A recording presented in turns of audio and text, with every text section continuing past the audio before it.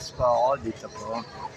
Dito na po lumipat yung puto na nagtitinda sa simbahan. Ito na po siya, yan, no?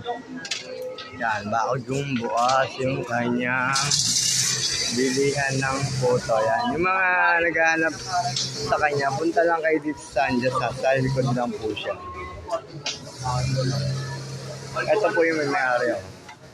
Ito po yung pangalan niyang putuan niya, Charming. Yan, yung mga naghahanap dyan sa simbahan, nandito na po siya sa Sanjos. Napakasarap ng puto talaga. Empanada.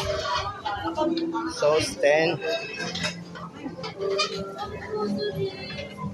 Yan, yung mga naghahanap dyan sa simbahan, nandito na po siya sa Sanjos. Dito nyo na po siya pupuntahan.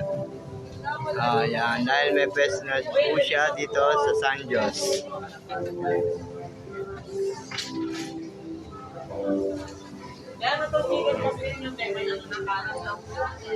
Yan.